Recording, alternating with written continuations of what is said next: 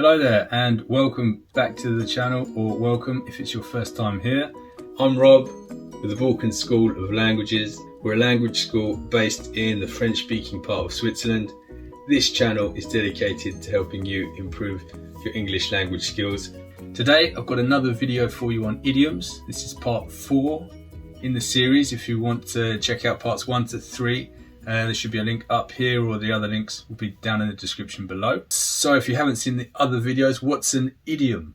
Now, an idiom, it's a set expression, and it's often when we use an image to describe something else.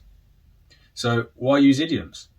So firstly, native speakers use these a lot, so even if you don't want to use them, it's a good idea for you to understand them, if you want to understand when native speakers speak, and also to sound more natural, to be more concise. They can be funny. It's a funny way to say something instead of using the standard way. And also, as I mentioned, you'll sound more like a native speaker if that's what you want to do. So without further ado, let's look at the 3 idioms that I have for you today.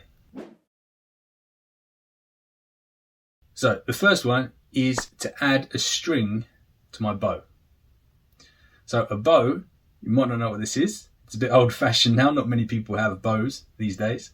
But this is something that they used in the old times. If you wanted to fire an arrow, you needed a bow. And the string is the thing that you pull back to create tension in order to release the arrow. I'll put a picture here, it will be easier than the explanation. So if you add a string to your bow, it means you increase your skills or your qualifications. So this is a nice thing to use maybe in a professional context, if you want to take a course, or if you want to learn something new. Instead of saying that, you can be quite concise and say to add a string to your bow. An example might be, I'm going to start playing the guitar. I'd like to add a string to my bow. Or I'm taking several training courses at the moment. I want to add some strings to my bow. My progress in English has really added a string to my bow. So a nice way to speak about improving your qualifications. Is this the same in your language? In French, they use the same image. They have the same expression. So if you're a French native speaker, you can translate directly and use the same expression here. In other languages, I'm not sure. It would be great to know. Leave any comments in the comments section below to let me know. That would be great. I'd like to find out.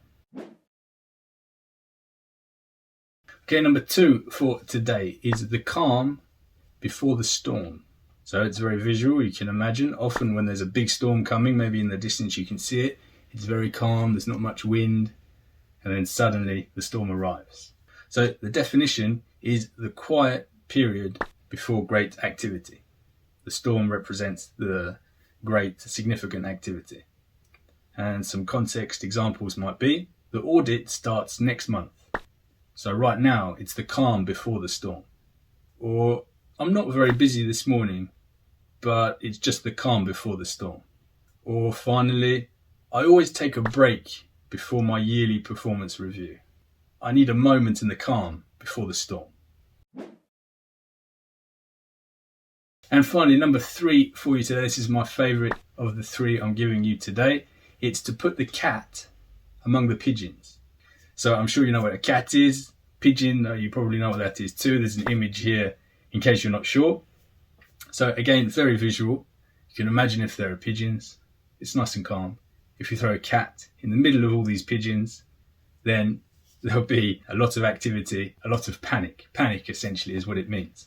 The definition in the dictionary is to cause trouble or a problem. So really because you create the problem because you put the cat in intentionally.